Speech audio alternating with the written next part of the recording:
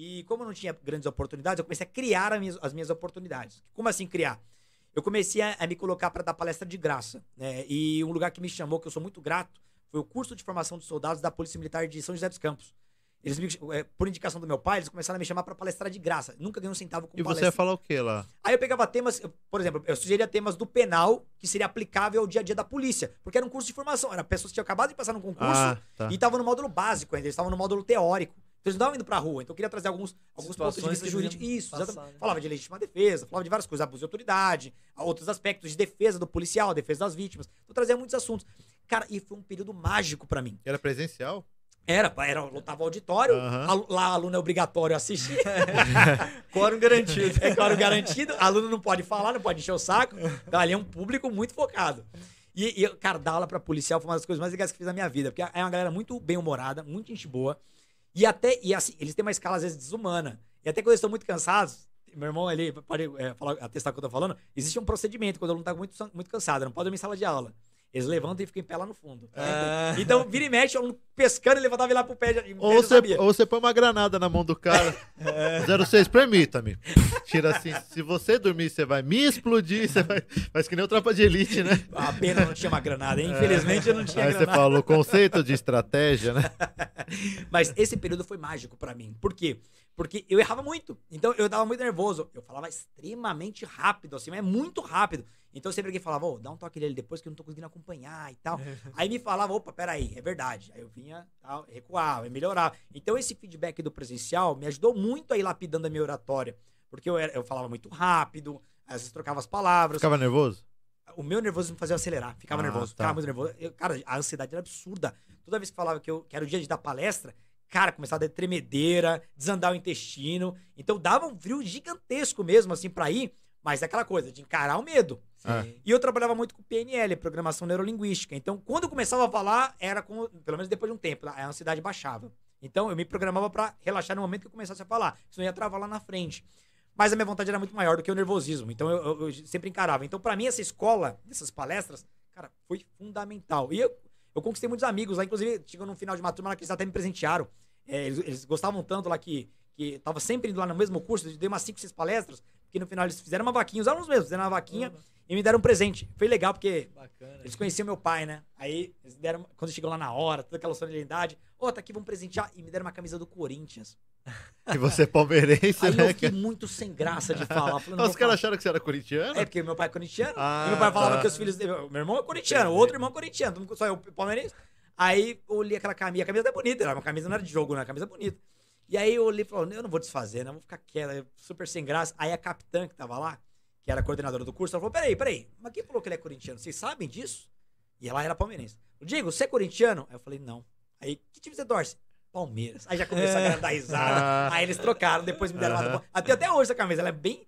Sei lá, tem alguns longos anos que eu tô com ela. Eu guardo com o maior carinho, foi um presente muito simbólico pra mim. Foi presente dessa turma de formação de soldados. Então essa foi uma primeira oportunidade que eu tive que criar, fui buscar. Porque se for esperar preparatório me dá chance, é difícil no começo.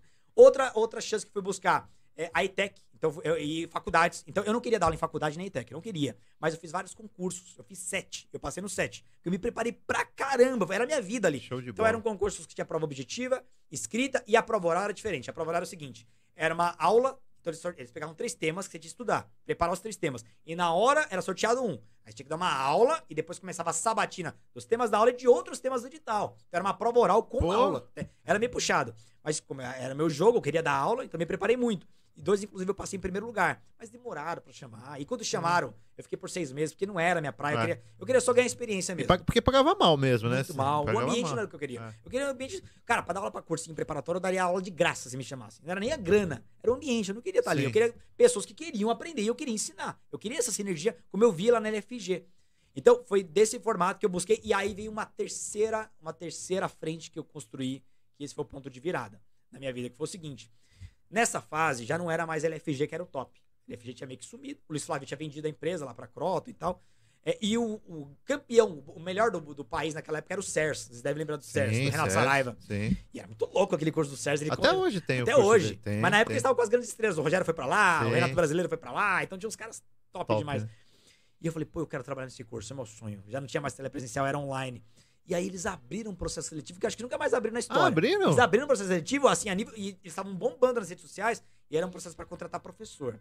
Mas vai vendo, o processo era o seguinte: você tinha que gravar um vídeo pro YouTube, de até 10 minutos, e aquilo ia ser seu processo seletivo.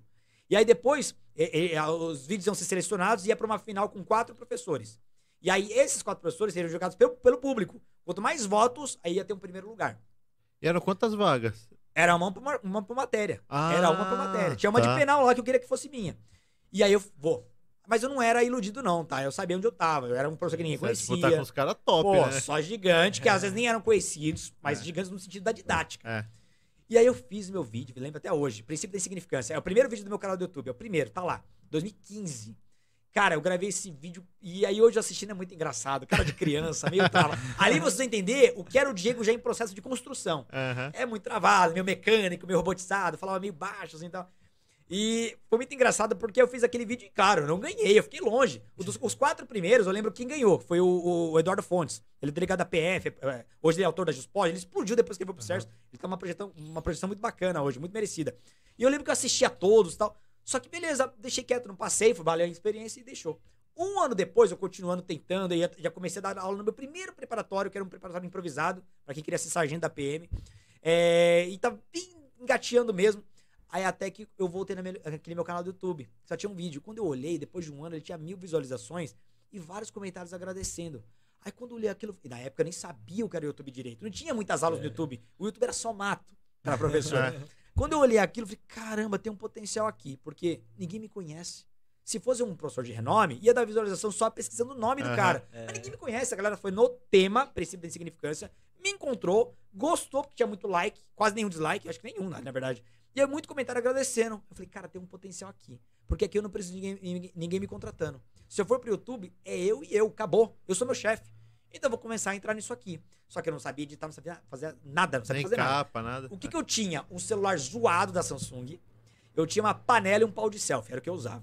Na casa da minha mãe. De verdade. Aqueles primeiros vídeos quando a galera vê o papel de parede decorado, aquela casa da minha mãe, ainda morava com minha mãe, não era casada ainda. E aí eu comecei a gravar os primeiros vídeos e eu treinava muito, porque eu não podia errar, porque eu não sabia editar. Então eu tinha que ser do começo. Puta, cara. Era do começo ao fim, não podia errar. Véio. Até hoje tá lá, pegar vídeos como legítima defesa, sei lá, que mais? Estado de necessidade, decência voluntária. É tudo vídeo que eu gravei na época da casa da minha mãe. Eu lembro de cabeça desses vídeos. Lembra? Quando a gente fala sobre o assunto, a gente não esquece mais. Então, do começo ao fim, eu não podia errar. Chegou uma hora que eu tava ficando bom nisso. Aí era vídeo todo dia. Eu fazia pequenas edições de mostrar palavras, porque eu gostava do estilo do Cers, que tinha aquela transição de imagens. Eu não sabia fazer isso, então eu editava na unha mesmo, no celular. Cara, aí beleza, começou aí, o canal foi aos poucos crescendo. Então a cada inscrito eu comemorava muito. Era 10 inscritos no mês, pô, feliz. 30 no mês, pô, legal pra caramba. Então eu comemorava, porque eu queria dar aula pra uma sala de 30 alunos, de repente era 39 inscritos por mês.